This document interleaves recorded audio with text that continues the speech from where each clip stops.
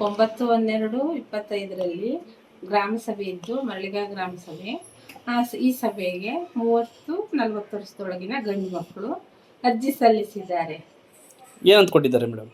ಅವರು ನಮಗೆ ಮಠ ಮಾಡಲು ಜಾಗ ಕೊಡಿಸ್ಕೊಡಿ ಅಂದ್ಬಿಟ್ಟು, ಮದುವೆ ಆಗದೆ ಇರೋಂಥ ಮಕ್ಕಳು ಇದು ಕೊಟ್ಟಿದ್ದಾರೆ. ಈಗ ನಿಮ್ಮ ಪಂಚಾಯತಿಯಿಂದ ಈ ರೀತಿ ಇದನ್ನ ಸಾಮಾನ್ಯ ಸಭೆಯಲ್ಲಿ ಚರ್ಚಿಸಿ ಮುಂದಿನ ಕ್ರಮ ಕೈಗೊಳ್ತೀವಿ. ಅಧಿಕಾರಿಗಳಿಗೆ ಅವ್ರಿಗೆ ಮಠ ಕಟ್ಕೊಡೋಕೆ ಅವಕಾಶ ಮಾಡಿಕೊಡ್ತೀರಾ, ಜಾಗ ಕೊಡ್ತೀರಾ, ಏನು ಅಂತ? ಸರ್, ನಮ್ಮಲ್ಲಿ ಇಲ್ಲ, ನಾವು ತಹಸೀಲ್ದಾರ್ಗೆ ಅರ್ಜಿ ಹಾಕ್ತೀರಿ.